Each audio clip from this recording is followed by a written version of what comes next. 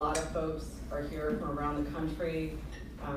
This has been quite a journey. The entire migraine community has come together to advocate for more access and new therapies. We know tomorrow in this very same hotel, actually across from us in the larger ballroom, ICER will convene its meeting on new migraine therapies, where it receives testimony and will have a roundtable discussion to talk about the value of new migraine therapies. And so we know that during this value assessment, ICER received more than 200 public comments from migraine patients and groups, which is a record for ICER.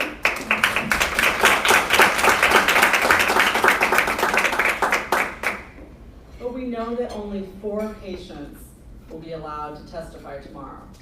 And so today we wanted to bring folks together as an opportunity to really give voice to patient concerns and questions about access going forward. We're here today because patient voices need to be heard.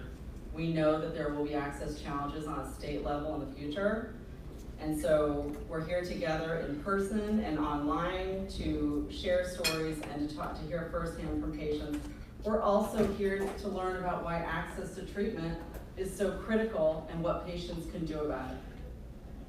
So before we get started, a few housekeeping matters. We'll save all questions to the end of the program. My colleague, Josie Peterson, will collect comment cards. Our moderator, Joe Coe, will provide questions to the panel after we finish the program. And those folks online should feel free to make comments, and those will also be collected and referred to at the end of the program. I would encourage folks who are on social media and tweeting out the event or tweeting out events tomorrow to use the designated hashtag migraineaccess and hashtag trustpatients to share your migraine story or tweet about the event. And please also consider tagging the California Insurance Commissioner, Dave Jones. Another reminder to please silence your cell phones. Now I'd like to introduce our moderator and panelists today. First, we have Paula Dumas, founder and CEO of Migraine Again and producer of the Migraine World Summit, which gives unprecedented access to many of the world's top experts on migraine.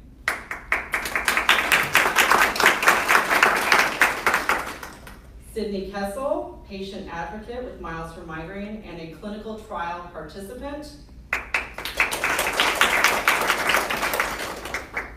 Jamie Sanders, author of the Migraine Diva blog, who is a chronic migraine patient and advocate. Dennis Tessier, who was a participant last year in the anti-CGRP monoclonal study at the office here in Santa Monica with his physician.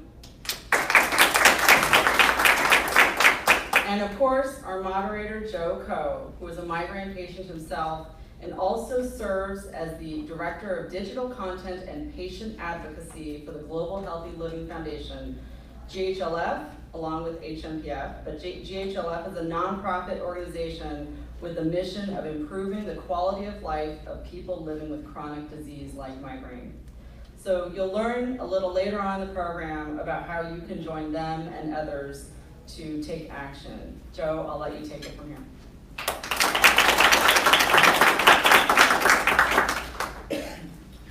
Good afternoon. Before we begin our program, I think it's important for us to pause and reflect why we're here. We're here because voices of patients need to be heard, need to be listened to, and need to be honored. We're here because institutions like the Institute for Clinical and Economic Review have a hard time hearing our stories in a full, deep, and meaningful way. The way that these bureaucratic organizations are set up are not to hear us. They're not to hear the people that are at home today watching in their living rooms, on their beds. They're not set up to hear the voices of people who cannot survive and thrive in our current community with the current treatments that are available.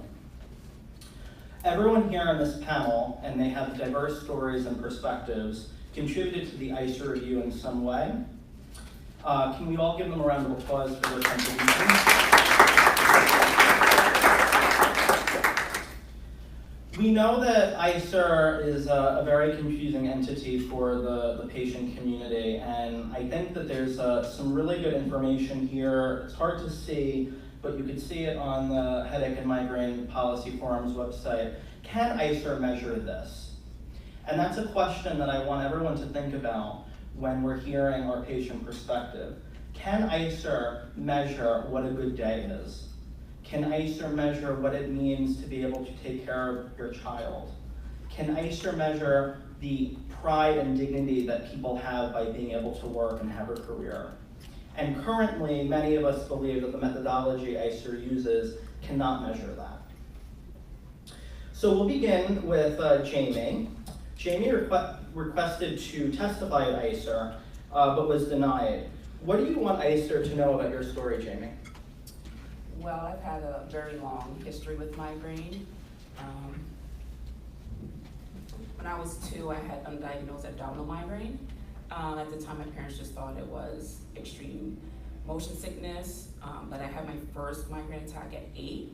And since my mother grew up having migraine, she knew it wasn't a typical headache, so she brought me into my pediatrician, who diagnosed me with migraine. So it's been a part of my life since I can remember. And unfortunately, as I got older, the migraine progressed and got more difficult to treat. Although growing up, I was told by all my doctors, oh, you're all grown up when you're 18. That never happened, obviously. But the blog came about because I felt extremely alone in my pain. I didn't know anybody who was living the same kind of life that I was living.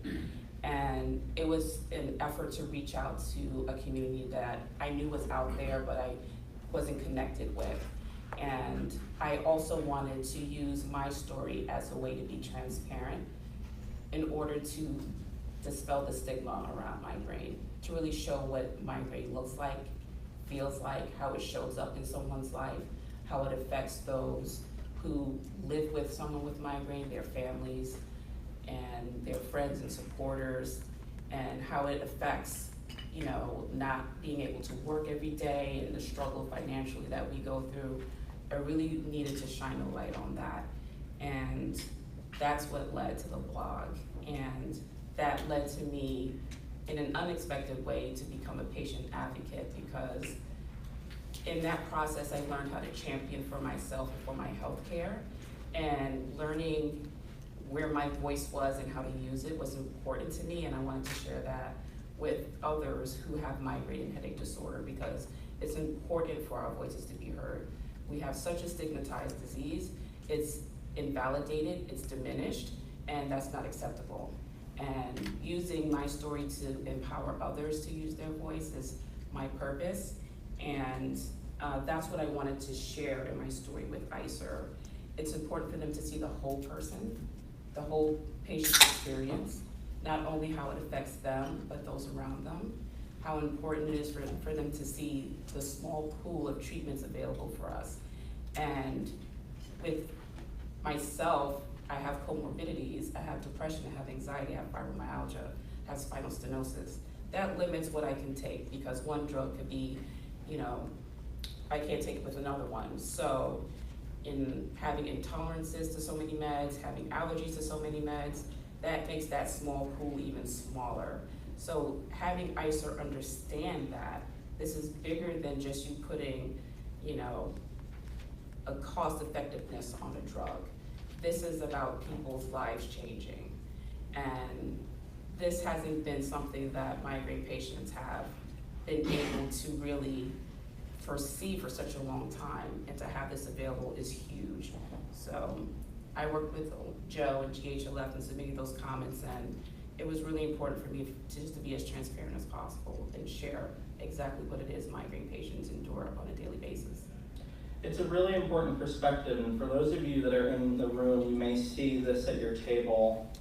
See me, you fill out your name, and you can write what migraine has stolen. And for those that are watching us on Facebook, you can put in the comments what migraine disease has stolen from you. It's important that we share our visibility when we can and let people know what's impacted us, because that's how we make change. Thank you, Jamie. Dennis, you have a unique perspective as someone who was part of a clinical trial. Can you tell us your story and why you decided to get involved? Well, first and foremost, there's hope out there.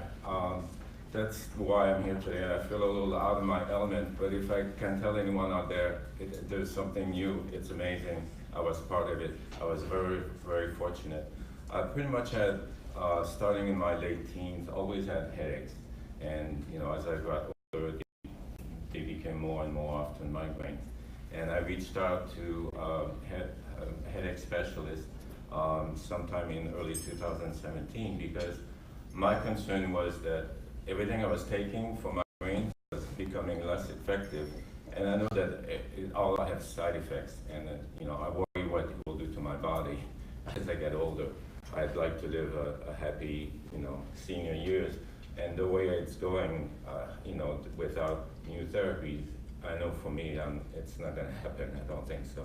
So I was very, very fortunate. I reached out to the office of Dr. Crudo in Santa Monica, and I knew it was an open label, and it was mine was the study was called TEV 48125, and of course I knew I was getting some of the medicine, but I didn't know how much. And I went for about a month for evaluation, and then I would go once a month to have a shot. And it doesn't happen overnight. I started feeling the effects, but it's nothing short of a miracle for me. I didn't have a migraine for a whole year. You have headaches like like normal people do, but it's like, wow. So it allowed me to work my full schedule and feeling good. And so that was and the biggest thing too is it took away some of the anxiety, because from one day to the next, you don't know if you're going to be capable, if you're going to be able-bodied, and then not being able to do it.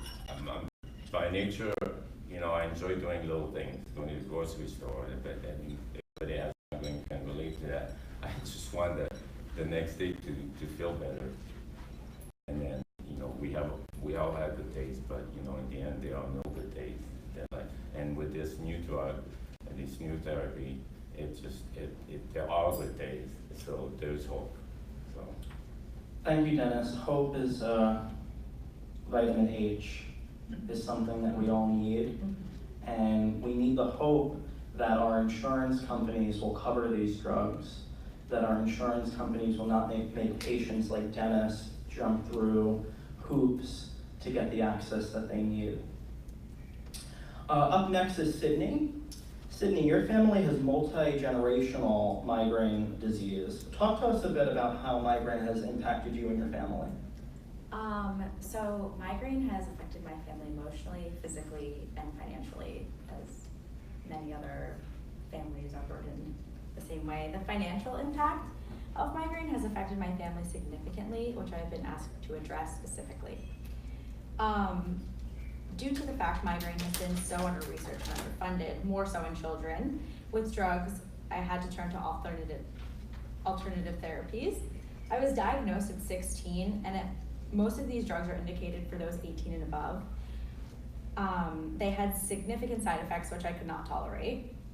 As a result, I had to turn to alternative therapies, which my parents had to pay out of pocket, thousands of dollars. For example, I attempted treatments suggested by my headache specialist, such as acupuncture, biofeedback, massage therapy, and integrative medicine approach.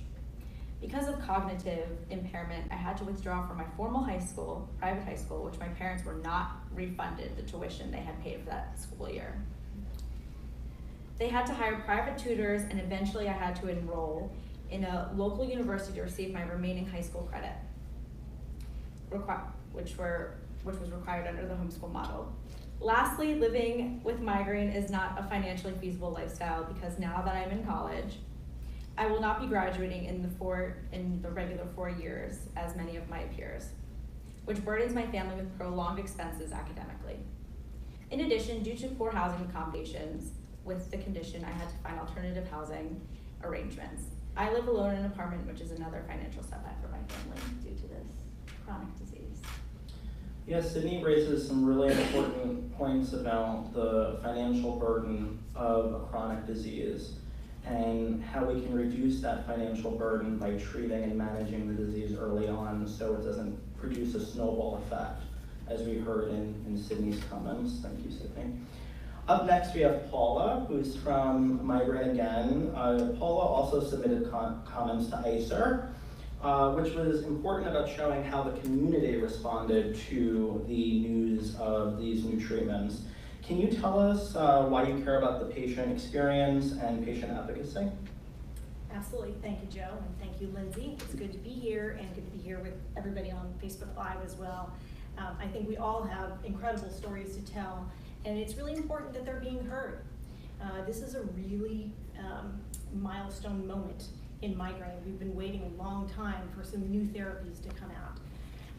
We got involved in this space because I have lost a decade worth of days to migraine over the years. Like Jamie, I started with abdominal, undiagnosed as a child, and then quickly became episodic, and then chronic, and then episodic, and I thought I was in good shape, and then I'm getting chronic again. So it's kind of scary how it continues to morph. I've lost career opportunities. I was a vice president of in a fairly large corporation, $13 billion, traveling around the world and puking between meetings because I was trying to hide the fact that I had migraine. And I've unfortunately lost 4 children to miscarriages that I didn't know was caused by migraine drug-related interactions years ago.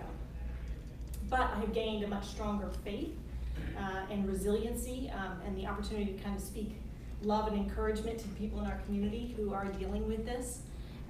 They are very hopeful about this new class of medications that are available. I've gained a lifetime of disease experience, which is giving me the opportunity to do things like this and really speak on behalf of the community to legislators and industry and anyone who will listen, and ICER potentially. And gained the chance to do some research and really put a number on the impact that this is having on people's lives. And we can measure the impact on their careers, the impact on their spouses, on their children, impact on just the things, the daily life that you mentioned. These are all really important, and when you multiply it by the number of patients that are affected, it's pretty profound.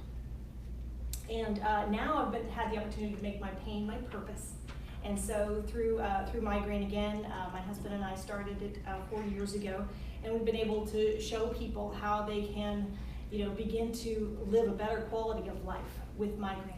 It doesn't have to take us down, and it gives us a better chance to amplify their voices, tell their journeys, tell their stories, which is really a privilege.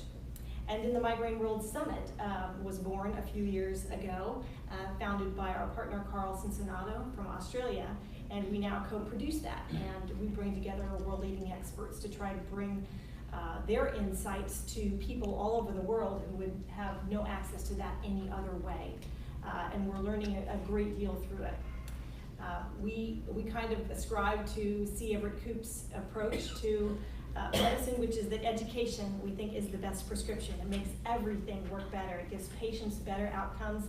It makes doctors more successful. It makes the therapies that they're prescribing even more successful. So we believe that educated patients are empowered patients, and that once we hear the stories and apply the education, everybody has a chance to get better.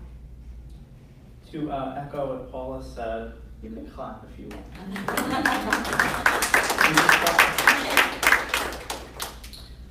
We can't forget that there are individuals behind every story that we hear, and we heard 4 of them. There are so many more stories, so much more impact, and these folks are standing in for the community in a very deep and meaningful way, opening themselves up to us in the room, to people on Facebook, in order to shine a light on what migraine disease does. And we really have to honor that perspective and those stories, so thank you. This question is for the whole panel. If you are able to work with migraine, how has that impacted you in the workplace? Did you have accommodations? How were you treated by your employer or others? I'll go ahead first. During my last pregnancy, I spent the first trimester with an intractable migraine. And I was working full-time, going to school full-time in the evening. But luckily, my employers were able to accommodate me. I said, I cannot work with any lights on. So they knew not to turn any lights on in my office. And I was able to get through, my work day. I did a lot of computer work. That was difficult, but pretty much didn't have a choice but to get through my work day. I needed to work to help support my family, my growing family. I had 2 small children at home, pregnant with a third. My husband was in the police academy, really wasn't making too much. So it was important that I kept my job. But thankfully, they were willing to work with me. But unfortunately, as I got older and the headaches got worse, I just could not work.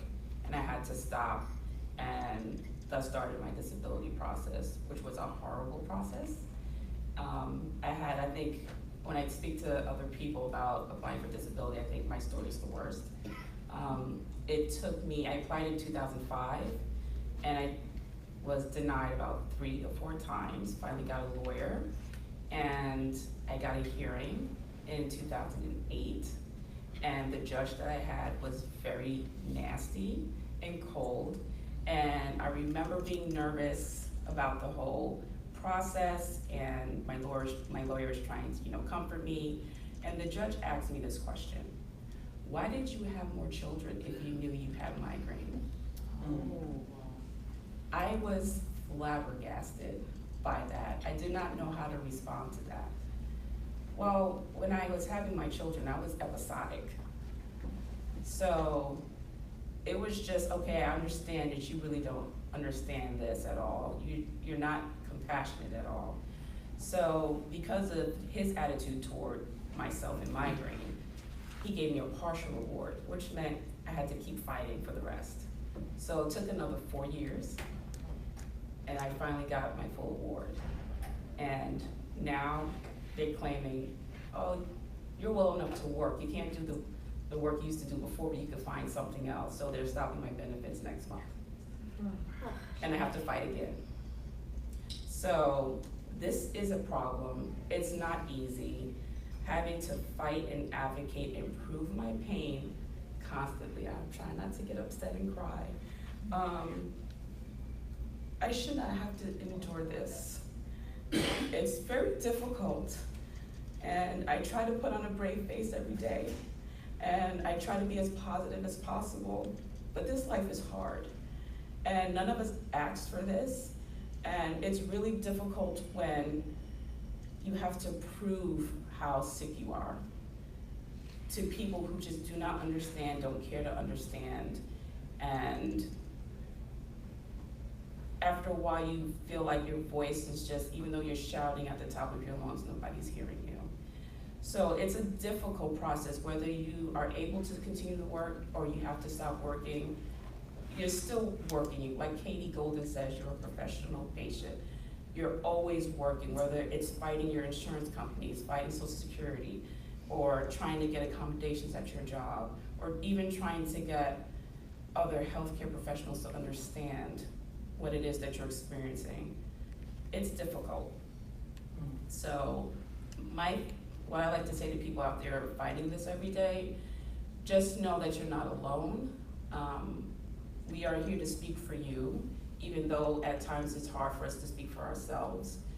We understand that this is bigger than our own individual purpose, because as migraine patients, we know how difficult life is. And we want to make sure that nobody else has to suffer the way that we've suffered.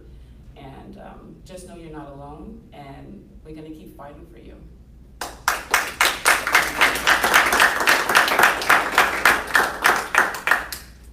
We have to ask ourselves, can ICER measure the soul-crushing impact that that type of behavior has on people already fighting to have a normal, however we define that life? This is soul-crushing denials while people are in pain, and we need to do better. Does anyone else have a perspective to share?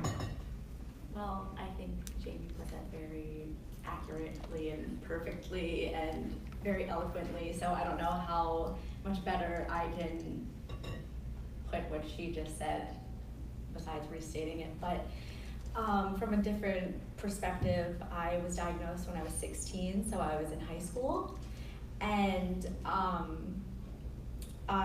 like I stated previously with the previous question, that I had to withdraw from my high school setting, from a private high school, which was known to accommodate. It's a friend school, so I went to school in Pennsylvania, which is Quaker Friends. They're more accepting to difference, and this was just something that when I was diagnosed and it was chronic and severe, I was unable to attend school from 8 a.m. to 2 p.m. because I had to take a nap in between classes and just get treatment. So it became too much and something that they couldn't accommodate and had never really seen in a student before. So I had to, withdraw from my high school setting, which was horrible. I was just learning to drive and given freedom and socialize with my friends, and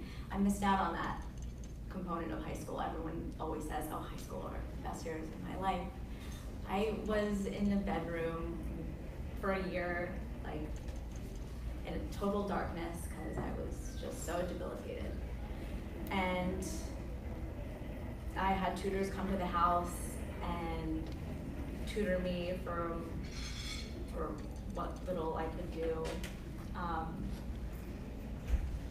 And everyone always says to me that I'm basically advocating for me is a full-time job. I'm a full-time advocate for this, because no one really understands what I go through and went through unless you experience it yourself. So fast forward to college, I am so lucky that I was able, through the CGRP, to enroll in college, that they were less severe and less frequent, to attend college, but I'm not living completely migraine symptom free, so I do still have to explain myself, and I do have accommodation through the Disability Support Services, which has been incredible. I'm so lucky, but it's sometimes not enough, and I've had to meet with the Disability Support Services pretty regularly to get professors on board and for them to understand that no, I'm not slacking if I have to say at the last minute, I can't attend class or I can't attend that exam because of migraine symptoms and how they've affected me. So it's a continuous battle, like Jamie said, for those who don't understand, for them to have some idea and acceptance, and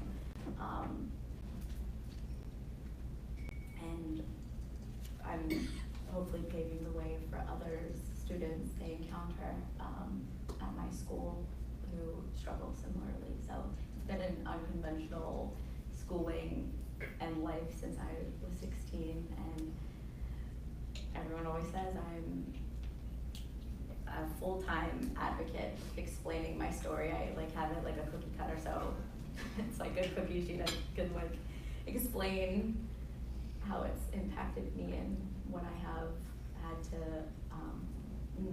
necessary accommodations for. You're definitely paving the way, Sydney, by being here and sharing your story and hearing about the disruption in your schooling. We have to ask ourselves, can ICER measure the impact of a 16-year-old being removed from school, not being able to learn to drive while their peers are driving, not be able to experience school like many of us experience? Can ICER put a value on that? If I can put in my own little personal experience, what Sydney and Jimmy are going through, it's very important that we all get the support. And I'm fortunate to have my family support and all that. And for me, I'm, again, lucky I have a good employer and I have good benefits. And I travel for a living, so my biggest worry when I'm on the road is getting a migraine. And that when I look deep, my feelings, there's nothing worse for me personally than not being home. When if it hits me while I'm not away from home, I just want to curl up into a ball, and it's I call home, and you just want to get home and then take it to the next step. But that's basically, that's a very anxious feeling. You can't put a quantity on it, you know, money loss or not anything. I would have a chance to take time off and things like that, but yeah, the anxiety accompanied by it, it's tough sometimes. But Yeah, with support, we can do it. Dennis is raising a really important point about the apprehension and anxiety of a migraine attack or flare, or however what language people use. And how do we value the lack of anxiety that innovative treatments might offer for patients? There is no easily quantifiable way to take Dennis's experience or Sydney's or Paula's or Jamie's and put a number to that. How do we quantify the lack of anxiety? How do we quantify the liberation that patients may feel having access to treatments that provide such hope? And what we're hearing is an undercurrent of fear that the hope that we're seeing with these positive clinical trials and the introduction of this new class of drugs to the market is that patients won't get it. Is that we were shown something that is amazing, and then it's dangled in front of us, and then it might be taken away. And it could be taken away by just making us have to go through 5 or 6 different steps to get it, making us have to have doctors and nurses fill out prior authorization forms, making us fail on treatments that our physicians know won't work for us, or change dosages of treatments that we've tried in the past to prove that we're worthy of this new treatment. So there is anxiety and hope and all these mixed feelings in the migraine community. And before I go on to why do we care about ICER, why are we here today, it's a question that I know I ask myself a lot. Paula, do you have anything that you wanted to add before we wrap up this section? Sure. I think this is one of the greatest points of tension that people feel, because as you said, they get a lot of dignity and satisfaction and frankly financial security out of holding down a job. And the incredibly frustrating thing about migraine is that it tends to strike and is at its worst during our most productive years of our careers. Early for you, right? And we've all experienced it in different phases of our jobs. In my first job, I went to episodic after a bike accident, and my first employer, I shared with them what happened, and they were pretty accommodating. But the next employer that I had, I realized it was not safe to share, and that's the position that most people tend to find themselves in. They realize that, oh, if I share that I have migraine, first of all, I'll be judged, people won't understand. I'll get slow tracked, if not laid off, or they won't actually fire you, but it's not going to be good for your career. And I've had bosses say, "Oh, you just don't handle stress very well, do you?" Well, I'm trying over here. And then the very act of hiding, that we have migraine in the workplace can make us even sicker, because the anxiety that's created by faking feeling well on the job. It's called presenteeism. It's a big issue for employers as well as employees. That anxiety just makes it worse. So I hid it for the remainder of my years of my corporate career. And then finally, when I went into nonprofit and working a more flexible job, I could actually share what I was dealing with. But it really didn't feel safe to do that within the company. So I'm hopeful that there will also be a movement where we can create a climate of accommodations for people with migraine who feel safe asking for them, and in fact demanding them, saying, "I'd love to be here, but I just need some accommodations. I can't deal with those fluorescent lights. I can't deal with the cologne in the next cubicle. I need to take a break during this shift. I need to eat on a regular basis. I need to be right next to the water cooler." All the things that people need just to stay healthy on the job. And that's a win-win for employers, for employees, and for the economy. Paula brings up some really important points that I want to reinforce. A job is more than a paycheck. It's an identity. And a lot of our identity is stripped away when we're not able to work. And something that Sydney and Jamie said, migraine advocates are reclaiming that identity through their activism. And you are productive, you are valued. Just because society values us based on what we generate in terms of revenue doesn't mean that the work that all of us are doing here is not valued. Another point that Paula brought up is about the importance of being able to have these discussions with your employer and not face repercussions.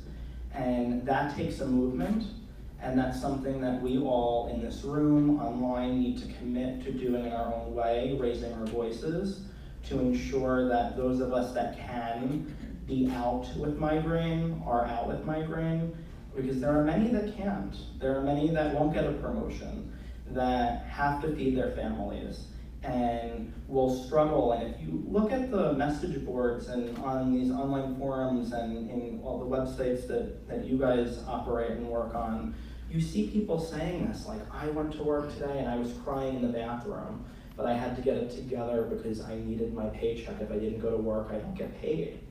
And that's the current climate that we're in. So we really need to re-envision how we define productivity and how we allow people to be productive in our society. Thomas Jefferson was pretty productive.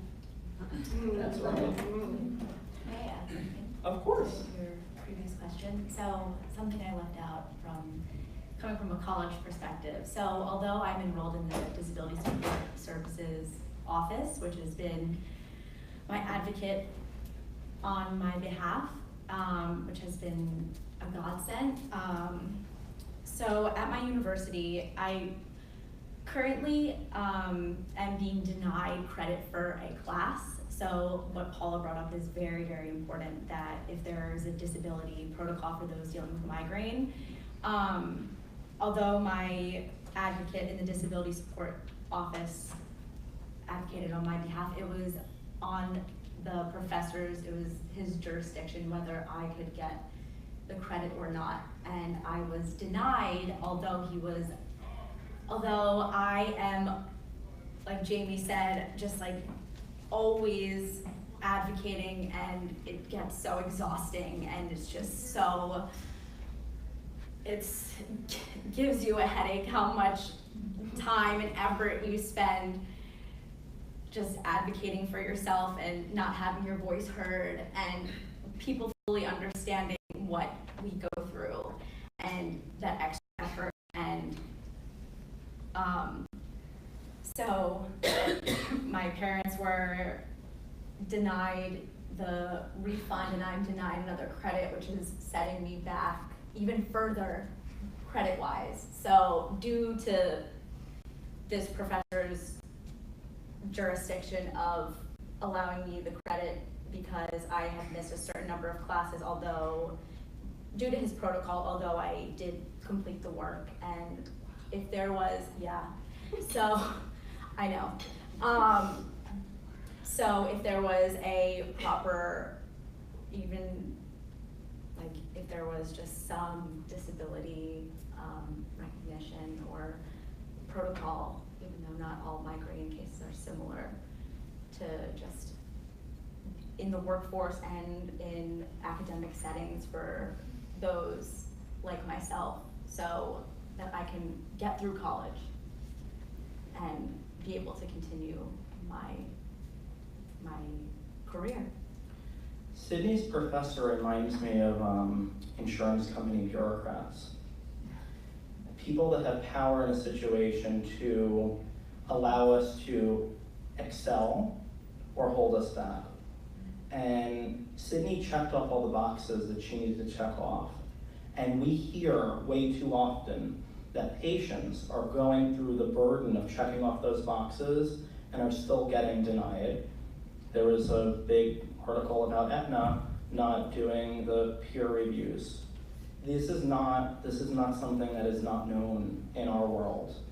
And we need to create a paradigm shift where patients who are looking to do the right thing, who are trying, who are surviving and thriving, when all odds are against them, because that's what we're hearing here. The cards are stacked against us.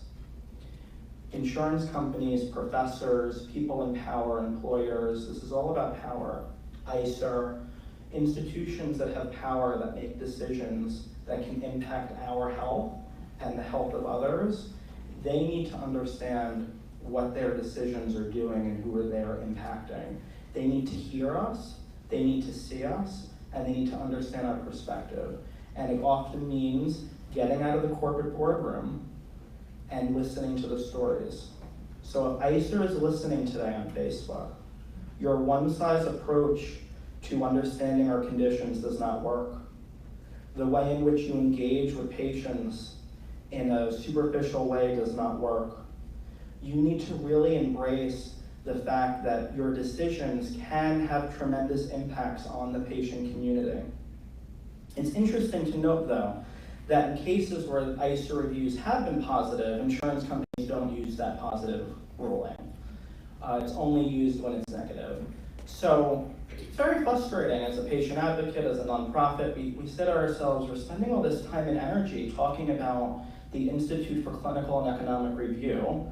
And I like to say that instead of ICER sometimes, Institute for Clinical and Economic Review. You all are economic reviewed. That's what we are. We're reviewed based on a bottom line that doesn't care about our missing school, doesn't care about our reproductive health, doesn't care about the dignity that we have to have when we're going in to apply for disability, and doesn't care about the anxiety, Dennis, that we face with migraine attacks. They care about a corporate bottom line, and it's not fair. So just switching gears slightly, to talk about ICER, since that's where we're here. They'll be meeting for us today. Some of us will be speaking, some of us will not, but we'll be attending. I want to ask the panelists each why you think it's important for the patient story to get out there in terms of ICER. We kind of touched on it, but why specifically ICER, Jamie? Well, it's important for institutes like this to really see patients as people and not as a bottom line or a number. And the more patient voices that are heard, it's harder to deny that these are people with lives who want to be fully active in their lives and not have to live with limitations. And to see that the struggle that we go through to obtain access to care, or just the inability to even have the opportunity to access it, is such a prevalent issue, not only for migraine, but just for those living with chronic illness. It's important for ICER to see that, and the fact that they're only hearing 4, which was supposed to be 5 patients, they're only hearing 4, that's astounding to me. And without hearing patient stories and including their voices during this process decision, it makes it so that they fully do not understand the impact of migraine in its totality. So it's really egregious to me. You know, I'm an empathic person. I feel everybody's joy, pain, sorrow, frustration, aggravation, anxiety. And I could just feel everybody's just concern that institutes like this aren't seeing us. They aren't hearing us. They're not hearing our specialists either. And that is a huge concern, and that's a process that really needs to be changed. Just take a moment and think, if instead of addressing Paula, Sydney, Jamie, and Dennis as their names, we were to say 1872, 1491, 1734, 1685. Economics is numbers.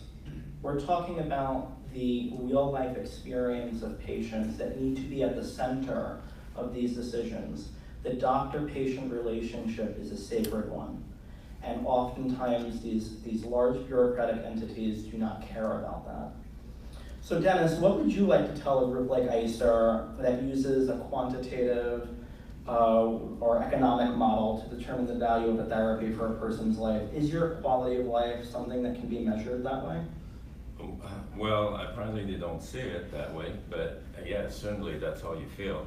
And if I can put it as plainly as I can, I'm not a healthcare professional, but if you don't help people feel well and be productive, in the long run, it costs more because you're out of work, and then if you're fortunate you have a health insurance, they'll pay more in the long run because you're going to be a worst case scenario that you were when you had an opportunity to be.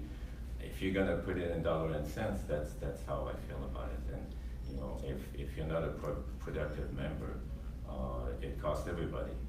Just not the insurance, not just the employers, but it affects everything in people's lives. So it's important for them to see. Jamie said it nicely. You have to see it as people, and not just numbers. But if you are talking numbers, I don't think they see the whole picture. Yeah, it sounds like they're not projecting ahead, that they're looking at a quarter-to-quarter basis based on profit margins, but that's my own assumption. Paula, you've worked for many years with the Migraine World Summit, talking about the patient perspective. Why do you think the timing of this review is somewhat problematic? It feels a little bit premature. It feels like kind of like a baby's health that's being evaluated before it's actually born. And there are a couple of major studies that are coming out, and we haven't really we've seen how this has worked in clinical trials, but we haven't seen how it's worked in real life.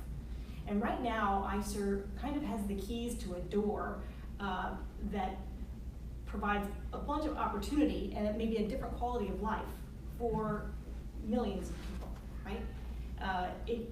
If these medications work as well in real life as they have in clinical trials, they have the potential to cut the number of attacks in half.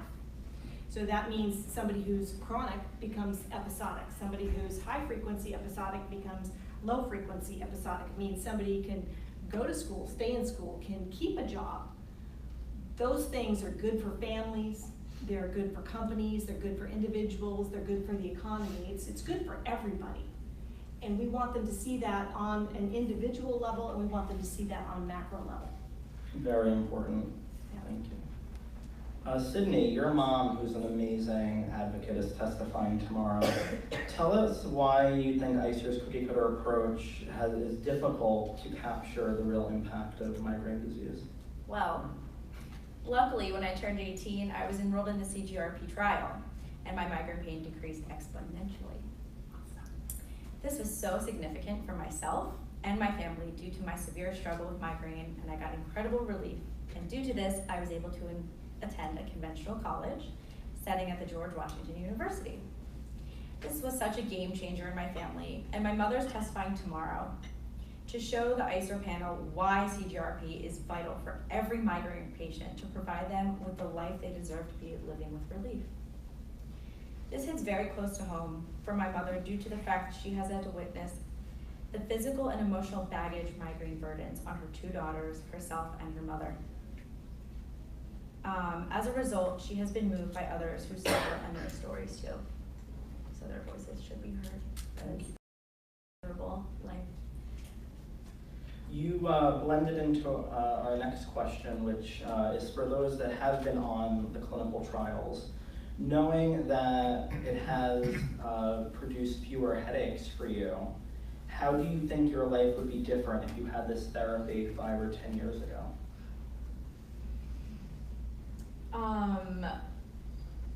Well, I don't think we would be here today advocating for this if we had this technology and medication accessible to us. So none of us would be here advocating today. Well, yeah, this is what we've been thinking for a long time. We've been hoping that this is just around the corner. And all these years that you're a patient and you go see doctors, and trying to find a cause, find different things, you keep hoping that the next thing will be the one. And now the one is there. It's here. So I feel very strongly that that's the way we need to go. 10 years ago, I'd be happier if I hadn't experienced it earlier. But I think we can focus on helping people now that it's available and convince the people have the power to make these decisions, to make it available to, now is the time to convince them. These are really important points. At the Global Healthy Living Foundation, we often say that people with chronic disease should be using all of their energy to feel better, to do what they need to do to live healthier, happier lives. And unfortunately, we have to advocate. We have to spend all this energy with insurance companies and going through what is called utilization management, or different barriers that insurance companies place to get the treatment that you and your doctor decide upon. So like Sydney said earlier, we wouldn't be here. I would be in New York, relaxing or working on a Wednesday, Thursday. We would be living our lives and following our dreams and being productive, however we define what productive is for us. So I think it's important that we take some time to talk about access barriers. Migraine disease is a very complicated disease, and if you talk to a migraine patient and you talk to another migraine patient, no one is really on the same treatment protocol. There's some guidelines, but everyone bounces around and responds to things differently. So it can be quite troublesome and difficult to find treatments that work, not only with you in your body and how you respond to it, but treatments that your insurance company will cover, treatments that are easy and accessible to get. So Jamie, I would like to start with you. Can you tell me about your experience in the past getting access to therapies? What does it mean for a migraine patient who already faced all of these different hurdles to then think about additional hurdles and fights for access? Definitely. One of the biggest barriers that I had to deal with was about 6 years ago. I was seeing a pain management specialist, and he had recommended trying a neurostimulator. So I did a trial, and those were like the best 48 hours of my life, because I saw a movie, and I went to lunch with my husband, and my head wasn't bothering me so much. It dialed my pain down enough where I could feel normal. I was like, this is the best thing ever. So we went ahead and put in the request to my insurance company, and of course they denied it. Because who gets neurostimulators for a migraine? You see that for chronic back pain and leg pain and things like that. So it took 6 months of appealing my insurance company to get it approved. And they had a conference call with 8 other physicians, none of them neurologists or headache specialists, that I had to be on, and I had to convince 8 strangers that I needed this surgery, I needed this neurostimulator. The anxiety that gave me was tremendous. It, to be honest, pissed me off that I had to do this, and I had to prove my pain again to people who just did not understand it. And as I was telling them my entire history of migraine, they're like, wow, oh my gosh, I can't believe it. I'm like, this is ridiculous, why am I doing this? But thankfully, it convinced them enough, they approved it, but that was ridiculous. So I had a trial in December, and in April was when I had the surgery. I shouldn't have gone through that period of time to have to, get this thing approved. But that's not uncommon for people with migraine. Another form of barrier to access is the ignorance of doctors in urgent care in the ER. And I have a migraine binder that I carry with me whenever I'm traveling. I have one in my car and one at home. It has my protocols for ER urgent care. Has my protocol to ever be admitted for DHE infusions for an intractable migraine. Has a list of all my current medications, all my allergies, and my upcoming appointments, and my past appointment printout. So it just shows what was discussed. So you can't question or invalidate my condition.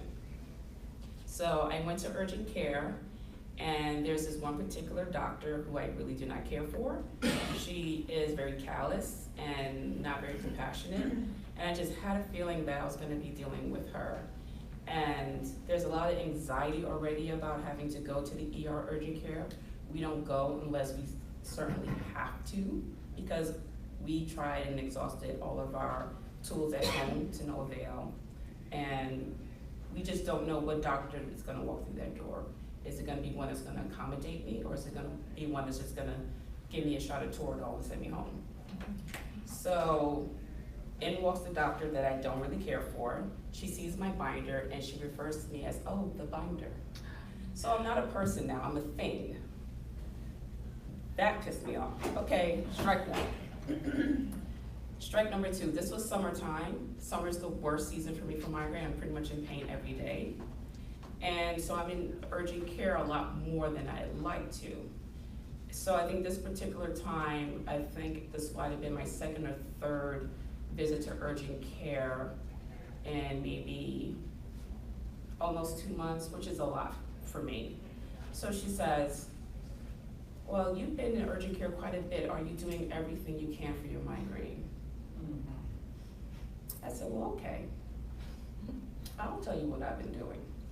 I've had this since I was 8, and I've been on every medication that I can tolerate.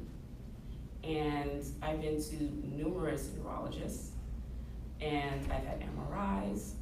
I've tried acupressure, acupuncture, massage therapy, chiropractic care, all of which I had to pay for out of pocket because my insurance company's not gonna cover that. And I said, I have a neurostimulator implanted in my body. I get Botox every 3 months and nerve blocks in between that for the seasons that migraine is really difficult. And at the time I didn't have a headache specialist, and I said I would see one if my insurance company would approve my request, but they always denied it. So I think I'm doing everything that a migraine patient could possibly do. I'm only here because this migraine made me throw up, and I don't do that anymore. Otherwise, I could take my binder and go home. So then she took my protocol, okay, and put in the meds. Why did I have to do that though? I should not have to do that. And my poor husband's like, I think you were a little hard on her. Like, no, I wasn't. No, I was not. How dare you question what I'm doing about my disease? Do you ask a cancer patient that? Do you ask somebody with asthma as they're not breathing and needing a nebulizer treatment? Are you doing enough for your asthma? Don't disrespect me or my disease. I'm not here for it. I'm not gonna tolerate it, especially when I'm in pain. And I shouldn't have to advocate like that if my pain level is at a 10 or higher to educate you. So don't disrespect me in that way. I'm not here for that. So that's an issue that a lot of us have to deal with, and I need to address that. I'm not here for that either. Proving pain, I think, is an important thing to, we've heard it a couple of times now on the panel. And with migraine disease, it's really hard to prove pain, right? There isn't a way that they can, there's not a test that they can do to show your pain. And I think another layer of that is, who do we believe in society? If we look at who's impacted by migraine, it's predominantly women. If we look at other factors, and we know there's data, and aside from anecdotal evidence, that different people are viewed different ways. So a question that I would have to ICER is that during the patient process, like what we're trying to do in clinical trials, do they look for diversity in the panel? Do they look for people who are from different ethnic communities, different sexes, different ways that have different experiences? We know that drugs interact differently with men and women, and we know that people are treated differently based on their socioeconomic, racial status in our country, unfortunately. So that's a question that I would ask. How do we prove pain? Who do we listen to? And was ICER aware of this when they were selecting the panelists? Just a seed to plant with everyone here. Dennis, what does it mean for patients who give up on a treatment? You were on a clinical trial and told us that you responded well, and then you had to actually stop because the clinical trial was over. How did that make you feel? Well, I was a little naive at the beginning of the trial. I didn't know anything how trials would go, and I thought if you're successful and it works for you, you would stay on the, you know, somehow you could get the medicine until, you know, it came on the market or something, but I was a little naive that way. But at the end of the trial, yeah, I'm terrified. I'm terrified that I won't be able to experience that again. Because I don't feel like right now I try, but I'm not living a healthy lifestyle, not to my full potential. So, and you always have, you know, the doubts in your mind that you can accomplish the next thing.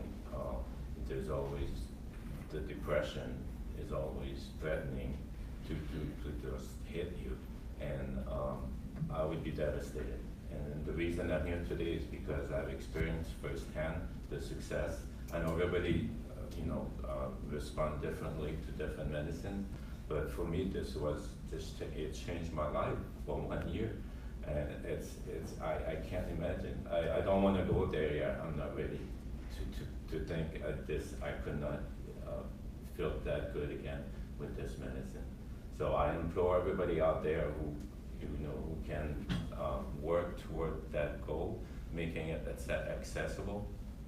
I admire everybody here today because I feel like the newbie here with the, you know, the advocacy, you know, that you're all doing. I admire it tremendously because for me, just the, you know, everybody who has migraines know about depression, and I've experienced it at some point in their life, and for me, it kind of like cuts down my motivation. So that's why I admire tremendously what you're doing, because it takes a lot of energy, a lot of work, a lot of dedication, and when you feel depressed, it's even that much harder to accomplish that. So yeah, terrified, a pretty good word, and I'm in denial that it could possibly not happen, but it's pretty scary. Dennis, you're doing a great job at No, thank you. Don't sell yourself short. That terror of being taken off something, you've seen it a lot in various disease communities, either through an insurance company practice like non-medical switching, where you're stable on one drug and switch to another. That response that you had is totally in line with surveys that Global Healthy Living Foundation has done around the impact of being stable on something and then being taken off of it for a non-medical reason by an insurance company. So I think that it really segues into the next question that I want to ask Paula. You represent a large migraine community, and we already know that there has been a lot of, I keep using the term utilization management or insurance company barriers to access. Can you talk about how that impacts migraine patients and what type of process that is for people? Yeah, I think it is a giant time suck. You know, the whole idea of having to fight for your health every day and then fight for the insurance coverage that you need for the medication or the device or whatever it may be that your doctor wants you to have. It seems like this incredible injustice. And the thing that I hear a lot and that concerns me is people say, well, I can't even try that medication until I've failed this one. And being forced into this step therapy thing. And what happens in that period is not dissimilar from the situation you described, which is if you have to wait and do 3 months on something that's ineffective for you, you're gonna get worse. You're gonna deal with not just migraine and worsening migraine, but anxiety and depression and maybe insomnia, and potentially increasing your risk of medication overuse headache. So now instead of having one condition, you're dealing with 5 conditions and you're getting a whole lot worse. And what we hear from story after story within our community is people say it's just getting worse. It's spiraling and getting worse. And people once they get worse, it's much harder to reverse that. So the whole goal is to try to help people not get worse. Get them the care that they need faster, get more of the hassles out of the way so that they are able to clearly present their case, as Jamie has done, and going in saying, this is what I need, or work with advocacy groups, as Sydney has done, to say, this is what I need.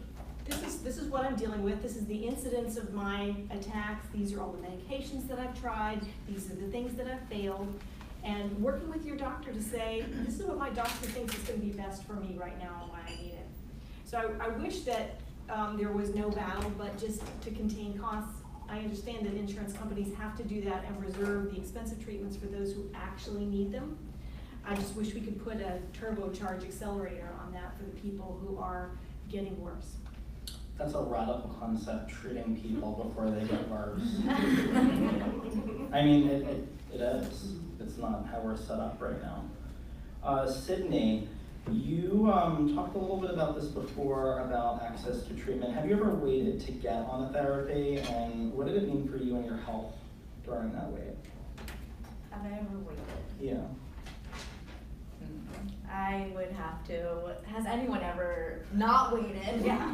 But especially when your pain is just so severe and you're just not getting addressed right away due to stigma, age restrictions. So specifically, when I was 16 and my migraine symptoms were at their worst, when I was in bed for a year, lights, shades drawn, completely debilitated. I was admitted to the inpatient unit, but due to my age, I was prohibited from receiving the DEG treatment and had to wait a full 24 hours until they discharged me, and I received no treatment at all.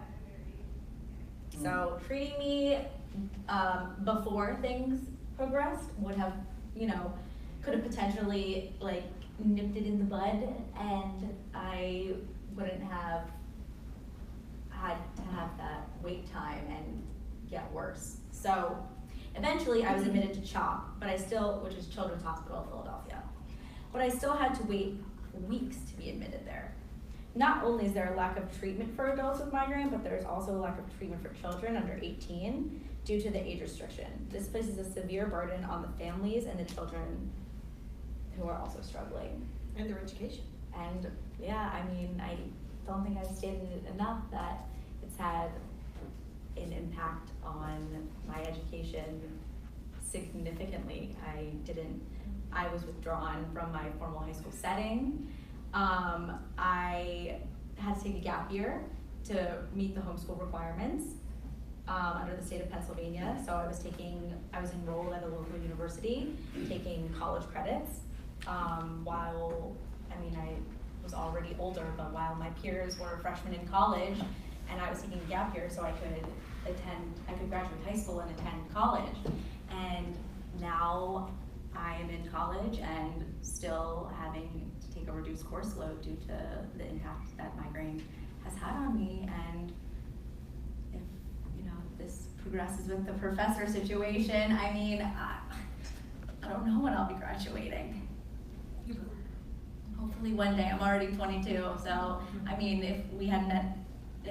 we weren't here and this had been addressed 10 years ago, I would already be graduated. I would already be in the workforce, and as well as everyone, we wouldn't be advocating, and we would not be here today. And again, back to our original question, can ICER measure those 10 years that were lost? So we know that getting access to new and innovative treatments, often there are major hurdles, and we know that this ICER review is the first of many that patients will likely experience. Jamie, how do you feel migraine patients can and should get involved in the advocacy arena to raise our voices collectively? One of the best ways for migraine patients to get involved is by joining organizations like the 50 State Network and CHAMP. The 50 State Network is a disease agnostic grassroots organization who ensures that people living with chronic illness maintain and grow their voices. And they do this through advocacy, outreach, and education. It really empowers the patient to use their voices at the state level to make changes with policy, whether it's at step therapy, medical switching. It really empowers the patient to use their voice and become champions not only for themselves but for others within their state that experience the same types of barriers, access barriers. So You can join by going to 50statenetwork.org, that's 50statenetwork.org. And CHAMP, which is the Coalition for Headache and Migraine Patients, provides support to people with headache and migraine and cluster diseases, people who are often stigmatized and underserved. Their website is headachemigraine.org, and it serves as a hub for the best curated information from leading migraine and cluster patient-focused organizations that are members of CHAMP. You can sign up for their email list, visit their calendar for information about events and activities relevant to headache and migraine patients, visit their Migraine and Headache Awareness Month page for ways you can participate, which is this month. So please participate. There are so many recognition days and so many ways you can be involved with MHAM, as we like to say. And follow them on Facebook and Twitter. There's just so many things you can do as a migraine patient. You can advocate from your bedroom, from your living room, from your comfortable recliner that you like to sit in with your fur baby. There's so many different ways you can advocate without leaving your home. And one of the best ways I like to say to start to advocate is advocate for yourself at your doctor's appointment. Find your voice there. This is a process that involves you and your physician, and you have control over your health care. And be prepared, come with questions. And if you have 15 minutes and you can't get through them all, email them later, say, hey, I didn't get to all of these. And if you're not comfortable with something, speak up about it. If you want to know more information about something that is piquing your interest that you think maybe you can try, speak about it. You have control over your health care. Advocate for yourself with your physician, with your nurse practitioners. It's difficult to do, but the more you do it, the more empowered you become. And when you find your power in your pain, there's no stopping. Thank you. So we know that there are a lot of folks viewing who have migraine disease and people that will view this after it's uploaded again. What do each of you want to say to people living with the disease like yourself that are sitting at home watching this? What do you want to impart to other migraine patients? We could start with Dennis and work our way down. Oh, I touched on the subject a little earlier during the panel. You know, there is hope out there. Things can get better.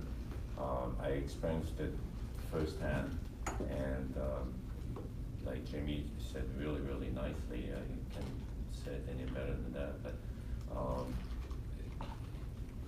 there are resources, and you have to be aware of them and do a little bit of research. But the main thing is, yeah, there is hope out there. It's gonna get better. Thank you. One of my mantras that I like to use is, you are not your migraine, you are not your mental illness, you are who you are supposed to be in this time and space, and you are worthy of love, you are valuable, and you are never your illness. Understand your worth, understand that you are worth being taken care of, and you are worth taking care of yourself. Understand that you are not a flaw, and you are not invaluable to yourself or to others around you. Don't personify your illness. It is not you. You did not choose this disease, and you have power over how you perceive it. So understand that you have purpose, you have value, and those of us that advocate in this arena are here to remind you of that. And we're here to uplift your voice and remind you that you are a special individual who deserves to be heard. So remember that. Thank you.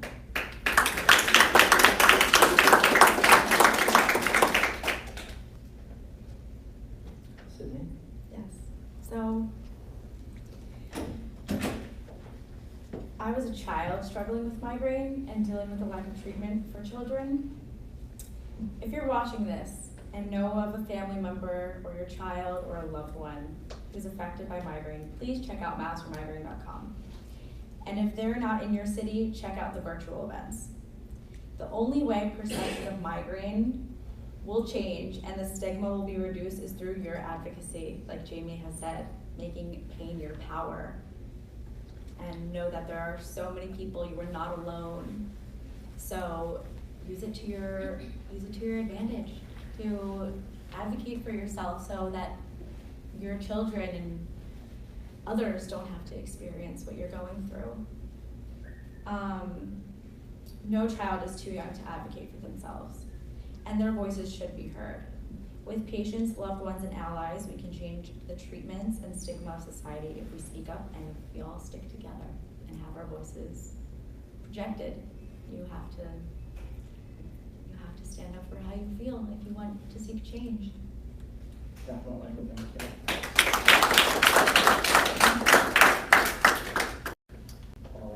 Yes. Well, thank you, first of all, for the opportunity to be here on this panel with these great patients. And, I feel when we get involved in things like this, just the community alone is so empowering. So many people spend their lives with migraine in a dark room, feeling alone. Their doctor tells them, oh, you're the worst case ever. And some people are made to feel like it's their fault, and it's not your fault. It's not your fault, it's not my fault, it's not your fault. We're all biologically connected with this genetic neurological disease that we're battling, right? So it's not our fault, and you are not alone, even though you may not know people today. What I will tell you has been the biggest benefit of engaging in the migraine community is that sense of community and commonness, hearing other people's stories, and being able to amplify them. I think that I said before that an engaged patient an educated patient is an empowered patient. I actually think that an engaged patient is even more powerful because the opportunity to learn from each other, to be on this journey together, to get better together, is just so fantastic. So you're not alone. I would encourage everybody to get involved. If you're comfortable sharing your story publicly, great. If you're not, there are lots of places that you can share them anonymously, just your picture and your first name. And even that can go to help somebody else if you are able to share your story, because there will be some thread in there that can help someone else. You may not know them directly. We have over 100 migraine journeys on Migraine Again, and when people read them, invariably they connect with those folks, and they become virtual friends. It's a virtual community. There are some wonderful support groups online, and the advocacy opportunities that are offered by Miles for Migraine and Global Healthy Living Foundation, as well as CHAMP, are fantastic. They're a great way to get involved, even if you don't want to go public, but you just want to speak out at a state level with people.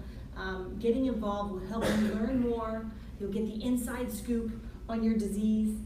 You'll learn more than you ever thought that you would. And little by little, by helping others, you will help yourself, and you'll all get better.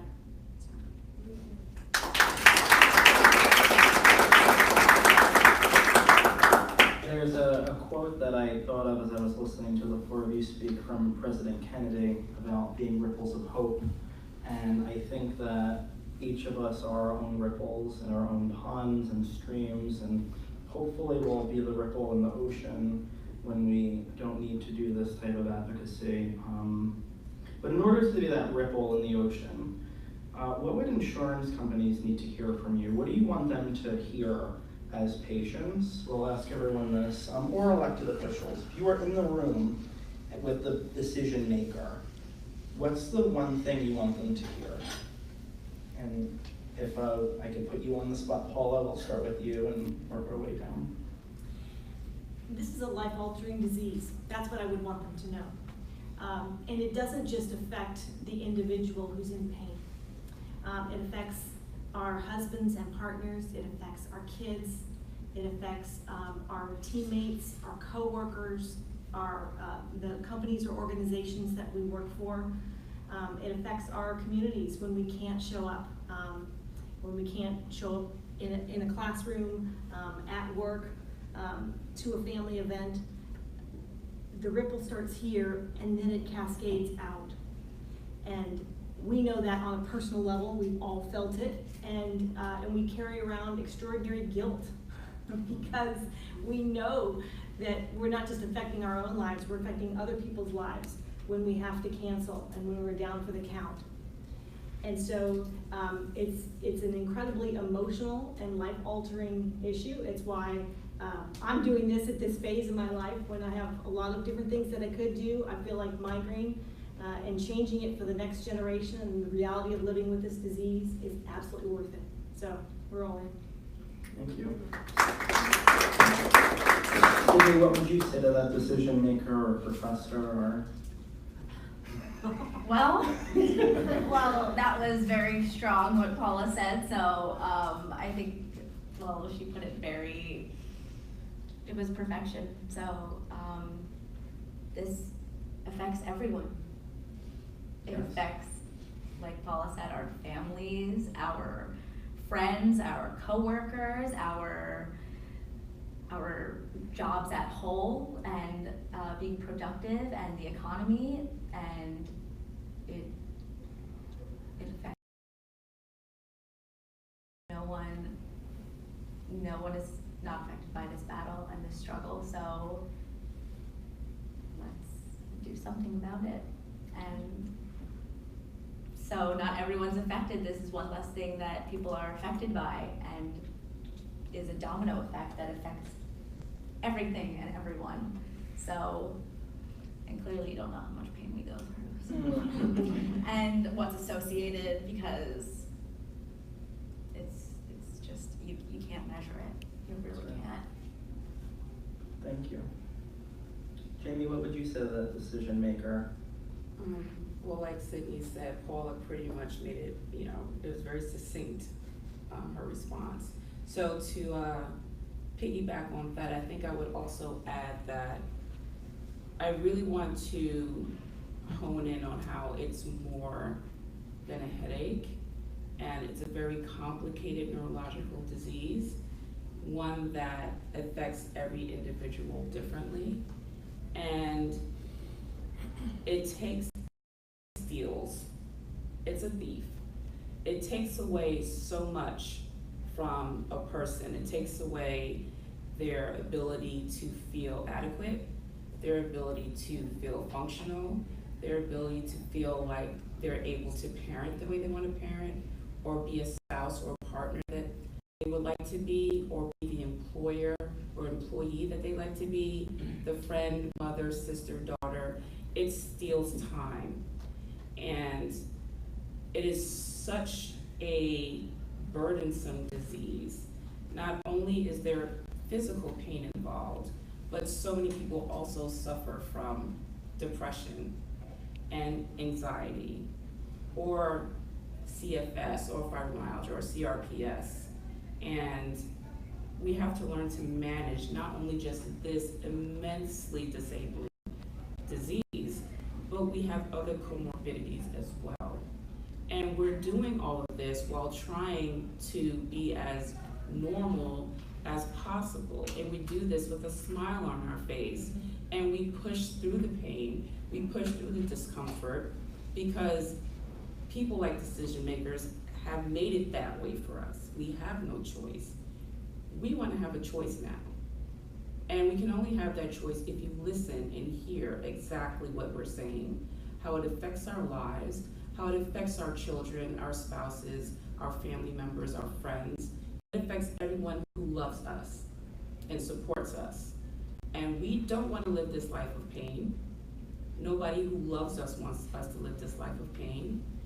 And if you have the power or in the position to help us move towards a life where we have quality and be able to function at a level that we so dream of functioning at, then do it.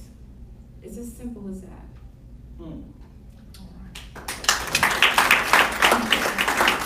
I think Mikey said it best.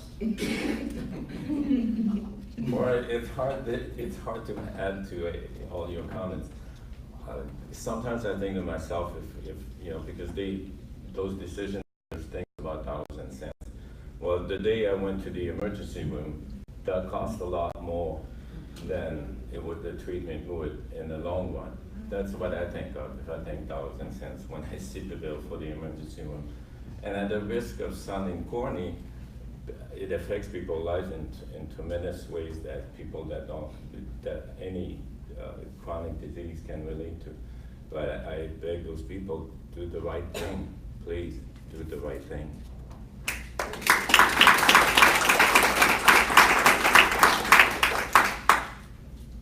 So we're going to wrap up. We'll open up for questions from the live audience and questions from the Facebook audience. Before we do that, just want to reiterate the importance of what all of the panelists said today. They share their experiences, which is not an easy thing to do in a room of people that they don't know, being streamed on Facebook to people that they'll never meet. And we need to do our work and take our responsibility very serious in making sure that we internalize these stories, that we're motivated by these stories, that we understand that these stories are representative of thousands and thousands of people that will never be able to be in a position to sit up straight, to share their story. We have a responsibility to tell people like ICER, organizations that are making these decisions, to fight insurance company practices that will limit our access to treatments. We must take these stories and motivate them to act. Otherwise, we all sat here and wasted our time today. So we need to hear them, we need to absorb it, we need to internalize it, and then we need to act. With that, does anyone have any questions? We're going to bring them up on a card.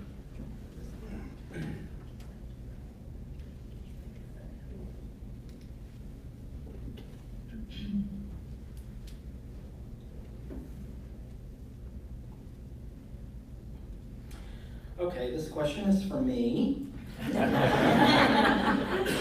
This is a patient-centered panel. We know that the physician voice is also important. Tell us why migraine patients should talk to their doctors and why the doctors should take time out of clinical practice to be an advocate on state policy. How can we get them hooked up with a group like this? So the physician-patient relationship is, I said earlier, a sacred one, and it's a powerful one. That's the person that is to do no harm, and they're the person that got into this field to help us. So if we can help push them to advocate, their voices, because of credentials next to it, are often heard a little, or taken a little more seriously than maybe some of ours if we don't have credentials, just by the way our society is structured. So there are organizations like the Alliance for Physician and Patient Access, AFPA, that patients can get hooked up with, physicians can get hooked up with, and work with patient organizations like the 50 State Network and CHAMP and Miles for Migraine, and there's a whole list of great organizations, US Pain, that do advocacy work, and we all work together. The beauty of this community is that we really do embrace the idea that rising tides raise all ships, and it's important to have an opera. So we really are working hard to make sure that the physician voice is being heard, the patient voice is being heard. There are resources out there, and they'll be linked. We could very easily link them on the Facebook stream at the end of this, and if anyone has any questions, they could reach out to anyone on Facebook.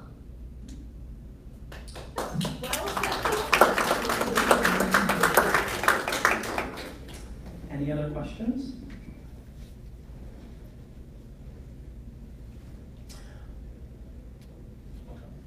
Barring any other questions, let's just give a round of applause again to our panelists. And coming up is Kevin, who's running the CHAMP Coalition, which is a really important coalition that we're very proud to be a part of. Great, thank you, Joe. Appreciate it.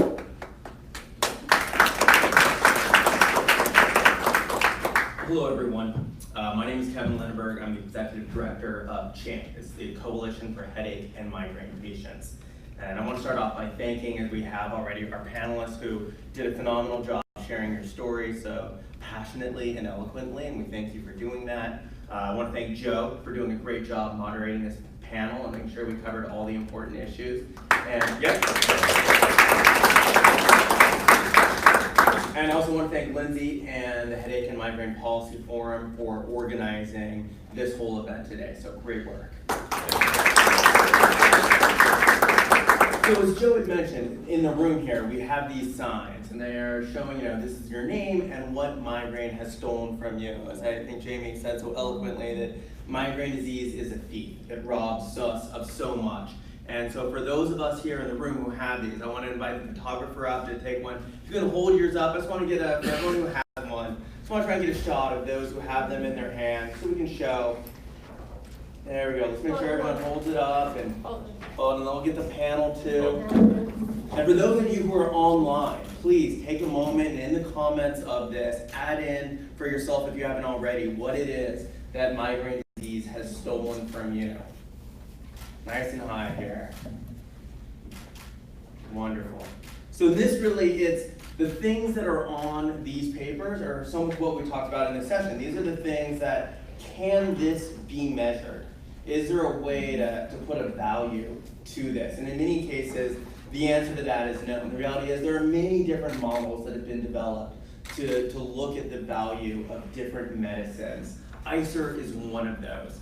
And really their model is, admittedly, it's from the payer perspective, which is a very limited approach to looking at the cost of a disease, the burden that it has on society. So many factors are included, and that's really a macro problem with that model.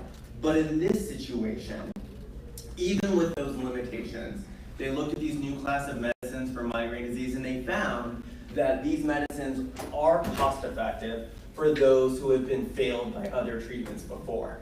So as Joe noted, we've looked at other cases where ICER has done reviews in other disease areas, and where they have said those medicines are not cost effective, the insurance industry has used that finding as justification not to cover these medicines. Well, in this situation, they have found these medicines are cost effective.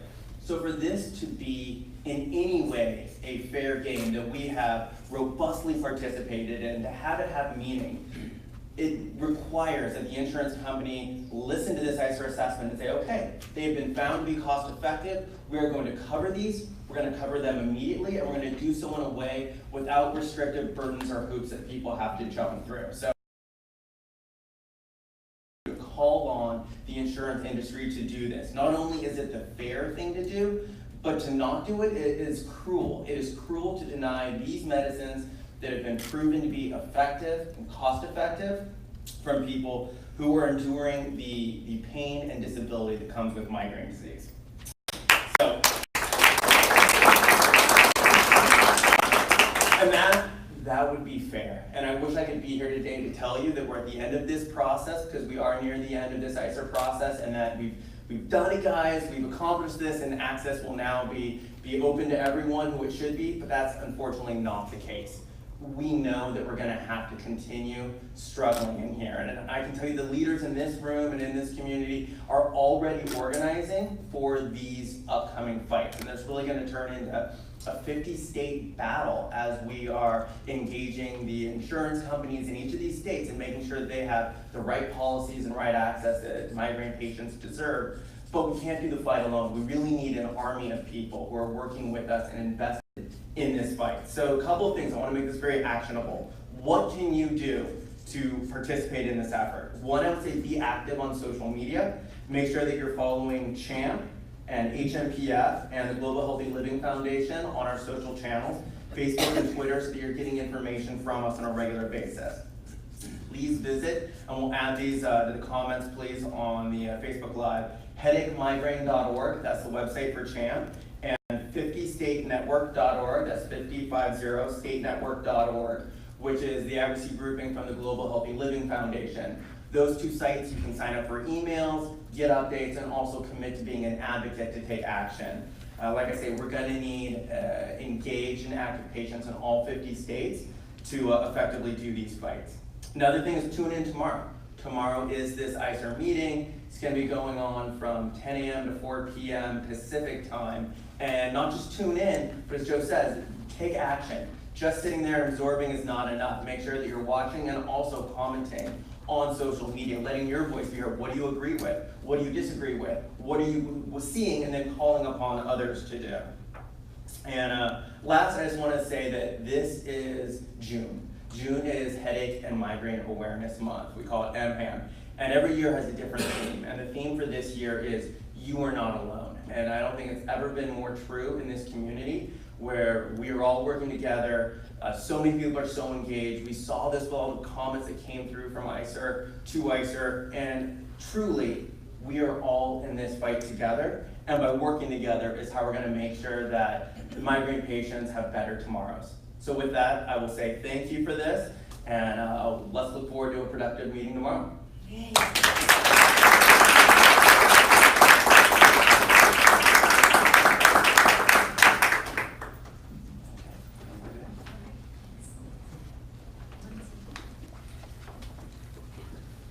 Y'all dismissed. Thank you.